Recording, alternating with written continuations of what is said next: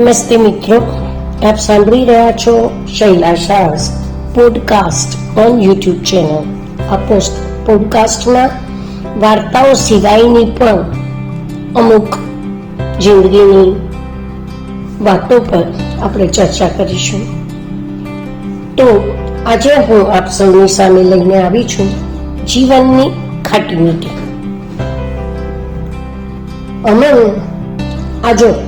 આ મેગેઝિનમાં લખ્યું છે કે માણસે દરેક દિવસ હસતા હસતા ખુશીથી જીવવો જોઈએ. અરે અત્યારે ચા નાસ્તો આપને અમી, મને મોડું થાય છે. સવારમાં તું ભાષણ આપવા ક્યાં લાગી ગઈ? મેં રોજની જેમ પરોઠા અને અથાણા ચાની સાથે ટેબલ પર મૂક્યા. આ રોજ સવારે એકના એક નાસ્તો? તારા મેગેઝિનમાં કોઈ નવી વાનગી નથી બતાવતા? તમને જ રોજ સવારે નાસ્તામાં પરોઠા, થેપલા કે બ્રેડ બટર જોઈએ છે. પૌવા કે ઉપમા તો તમને સાંજે જ ભાવે છે. કોર્નફ્લેક્સ કે સિરિયલ તમને નાસ્તા જેવા લાગતા જ નથી. તો પછી રોજ સવારે મારે શું બનાવવું? મેં મારો બચાવ કર્યો.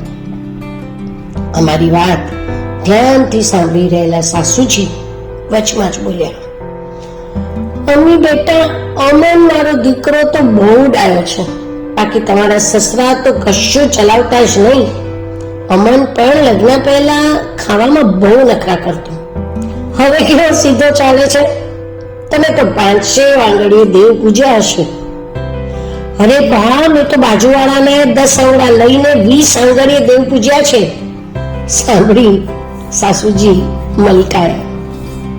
આપણને જ ખબર હોય કે કેટલા પાપ પુણ્ય કર્યા હશે તે આ મળ્યા. એ વિચારી મારાથી મલકી જવાયું. ટેબલ પરથી થોડી વારમાં પથારો ઉપાડી હું સવારની રસોઈના કામે લાગી ગઈ. હું વિચારી રહી, ખરેખર રાંધવા કરતા શું રાંધવું એ નક્કી કરવું વધારે કઠિન છે નહીં?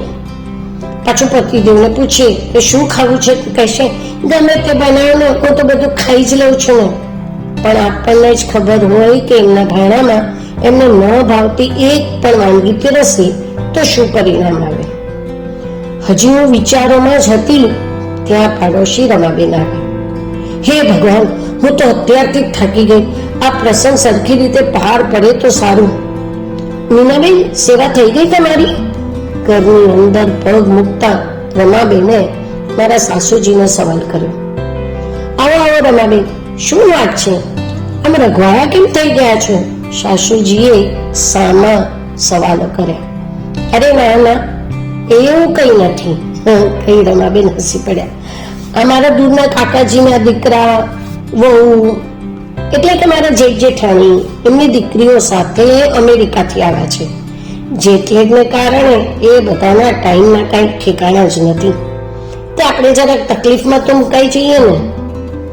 મને તો આ માણસનો સ્વભાવ પણ ખરો છે નહીં?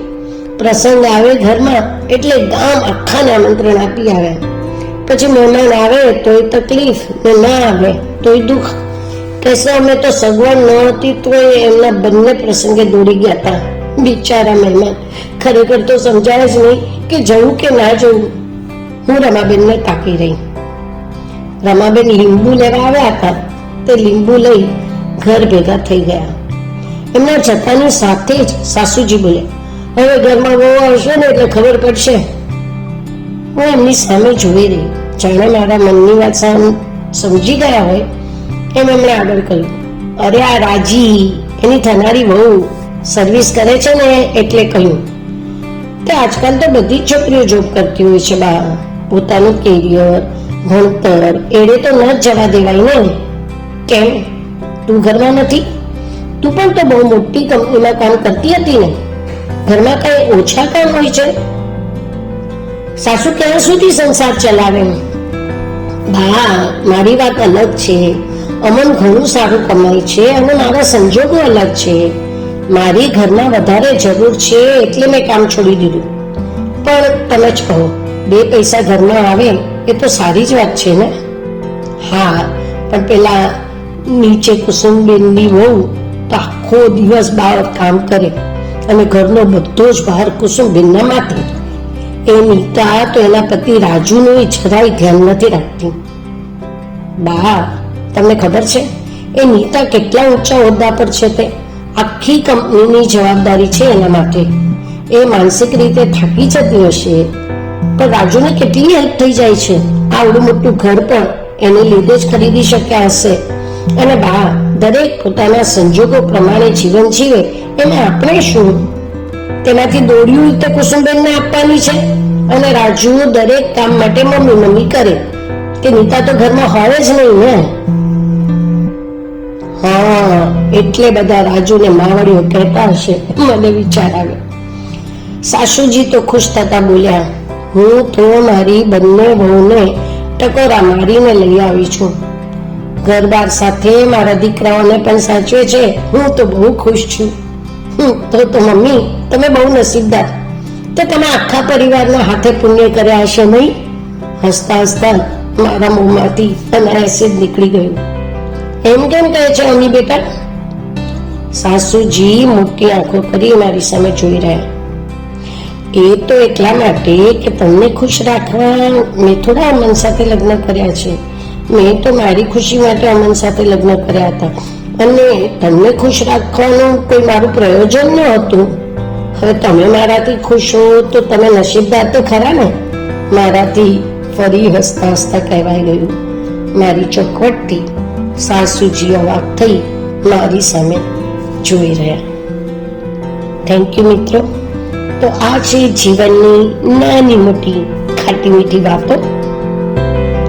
આશા છે આપ સૌને ગમી હશે. ફરી મળીશું આવતા મહિનાની 11 તારીખે 11 વાગે. ત્યાં સુધી ઇંતજાર.